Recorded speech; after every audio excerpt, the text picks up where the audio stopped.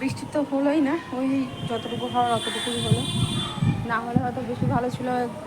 শুকিয়ে যেত এতক্ষণে সব কিছু বাতাসের জোরে, যতটুকু রোদের তাপ ছিল।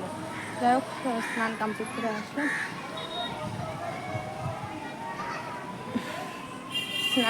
করে আসলাম। তোয়ালাটা আমার হাল তোয়ালাটা একদম ভিজে, আবার চুপিয়ে গেল, কি সুন্দর শুকিয়ে গেছিলাম। তো ভাবছি আমার গামছাটাও মেলে দিই, জলে অনেক জল বলছি, তাও গন্ধটা দূর হবে না, গামছার একটা গন্ধ থাকে। এখন আমি খাবো, তাহলে হয়ে যাবে। চুলটা বেনুনি করলাম,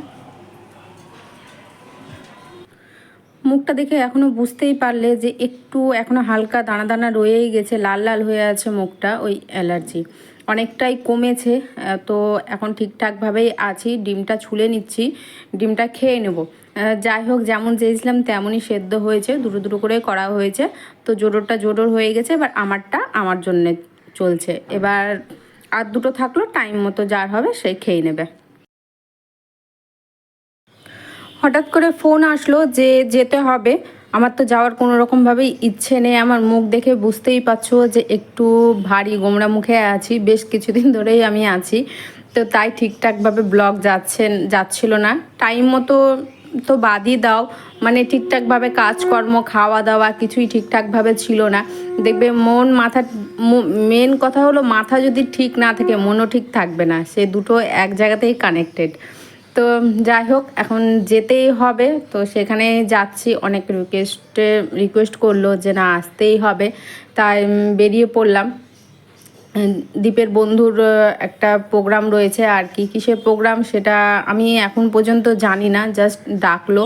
তো যেখানে গিয়েছিলাম আমরা সেখানেই ডেকেছে, তো সেখানেই যাচ্ছি। এবার দেখো, এতক্ষণে তো আমি জেনেই গেছি যে কী আছে, কিন্তু তোমরাও চলো, তোমরাও ওখানে জানতে পারবে কি আছে। তো ঠিকঠাকভাবে জানতে পারবে না, কেননা যা হয়েছিল তখন অফ করেই হয়েছিল, কেন তখন আমি আর ভিডিওটা করার মতো সাহস পাইনি। মানে সাহস বলাটা ভুল, মানে কেমন একটা লাগে না কারোর সঙ্গে সামনে ভিডিওটা অন করে কিছু বলা বা ভিডিও করা, তো সেটা আমার দ্বারা হচ্ছিল না, তাই আর হয়নি। বাকি সব কিছু একটা প্রোগ্রাম ছোট্টখাট্টো তো সেটা চলছিল, তো সেটা আমি আমাদের মতো করে নিয়ে চালিয়েছি। আমি যেভাবে চালাচ্ছি সেভাবেই নিয়ে চালিয়ে গেছি, বাকি কাউকে আমি অ্যালাউ করিনি যে কি হবে না হবে, আসতে চাইবে কি আসতে চাইবে না। তো কখন কি হয় না হয়, তার থেকে ভালো না আমি আমার ফ্যামিলির মেম্বার দিয়ে শুরু করেছি আমার ব্লগটা, তো আমার ফ্যামিলির মেম্বার থাকাটাই বেশ ভালো হবে।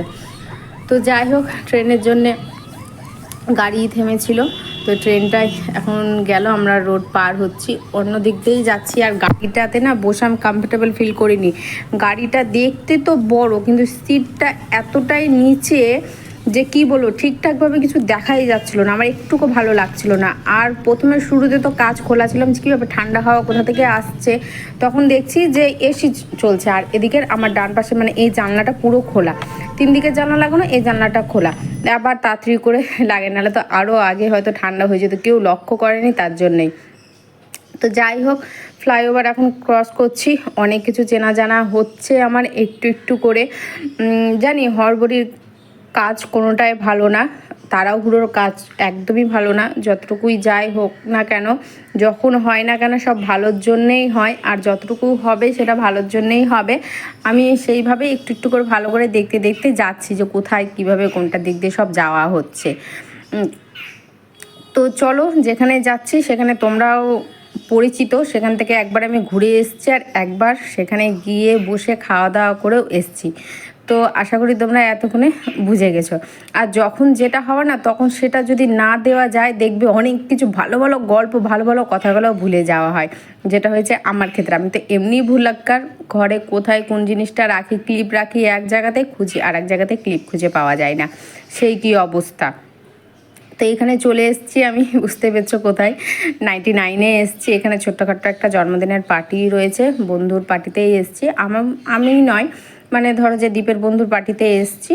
তো যেটা যতটুকু যাওয়া হওয়ার হয়েই গেছে, এখানে ছোট ছোট টেবিল রয়েছে, তো আমরা এই টেবিলে বসেছি, আর দুজন ওই পাশের পেছনের দিকের টেবিলে দুজন বসে রয়েছে। তো যাই হোক, ওরা তো সময় মতো বেরিয়ে গেছিলো, আমাদের একটু দেরি হয়েছিল, আমরা একটু সময় পার করছিলাম। মুখ ভারী, বুঝতেই পেরেছো, এবার তো সময় তো দিতেই হবে। তো যাকে ওই কথাগুলো না বলাই ভালো আছে। আর কালকে রাত্রে একটুকু পারিনি করতে, নাহলে সকাল সকাল যদি তোমাদের কাছে পৌঁছে দিতাম খুব ভালো হতো। কখন কি করব জানি না। আর বলছিল যে মানে আমরা যেটা পছন্দ করি সেটাই যাতে দেওয়া হয়। তো আমার তো এসবের দিকে একদমই নেই, তাহলে যে আমার খাওয়া তো পছন্দ হবেই না, তো যেটা ভালো লাগে সেটাই দিলে বেশি ভালো হয়। তো সেইভাবেই করা হয়েছিল আর কি। তো এক এক করে অর্ডার দেওয়া হয়েছে। তো কি কি অর্ডার দিয়েছি, কি কি খাবো সব কিছুই দেখতে পাবে। তো এটা বলতে পারো যে আমাদের মতো করে আমাদের ট্রিট, বুঝতে পারছো তো? যাদের ট্রিট তারা নেই, তারা চলে গেছে, ওদের তাড়াহুড়ো ছিল। তো আমাদের ট্রিটে আমরা এখন সময়টা পার করছি, চিল করছি, এটা বলতে পারো।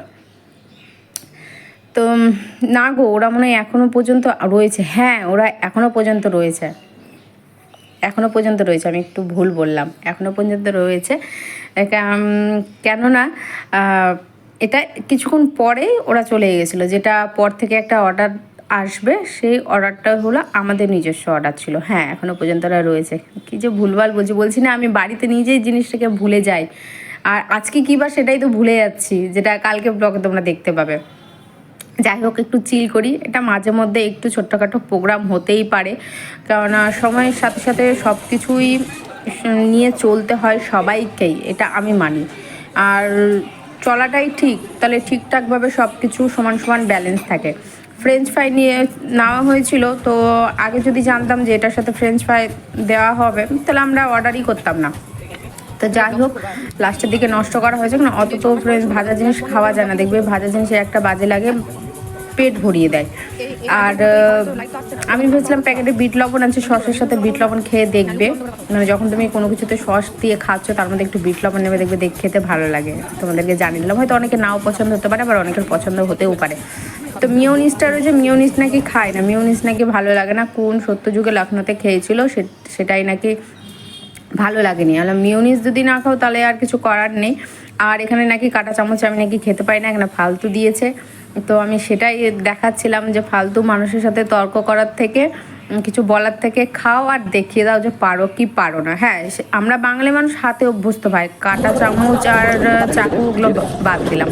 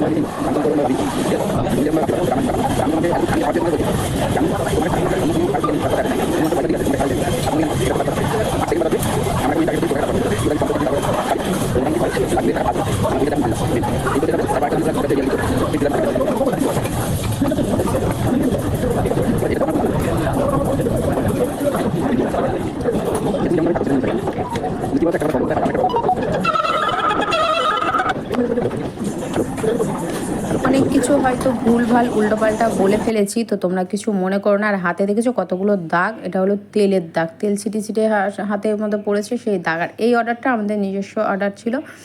তো যাই হোক, কেমন লাগলো তোমরা জানিও। আমরা আমাদের পার্টি এনজয় করছি, আর ওরা এতক্ষণে চলে গেছে। আর এখানে আমার যে হাসিটা দেখবে, এখানে এই হাসার একটাই কারণ, মেয়েটি তার বয়ফ্রেন্ডকে এমন একটা ভাষায় গাল দিল, দেখো সেদিকে তো তাকানো যাবে না, কিন্তু হাসা তো যেতেই পারে। তো পাশ মুখে নিয়ে রাস্তা দিয়ে হাঁটবো, একটু পাশ না খেলে হবে না, যতই হোক একটু স্মেল তো থেকেই থাকে না। তো যাই হোক, ওই গালটা শুনে আমার এত হাসি পেয়েছে যে কি বলবো। এত লোকজন যতই হোক একটু হলেও কিন্তু কানে আসে, আশেপাশে লোকজন থাকলে কানে কিন্তু গাল মন্দগুলো আসবেই আসবে। তো যাই হোক, আমি সাধারণভাবেই থাকতে পছন্দ করি, সাজুগুজু সাধারণভাবেই করতে পছন্দ করি, তাই আমি এইভাবেই এসছি। আমি যেমন সেভাবেই মেশাটা মনে হয় আমার কাছে বেশি ভালো হবে। যে পারবে না, যারা পারবে অবশ্যই এইভাবেই মিশতেই পারবে, কেননা সবার সাথে সবার স্বাদ নেই, আমি যেমনটা পছন্দ করি আমি সেইভাবেই চলতে পছন্দ করলে আমার বেশি ভালো হয়।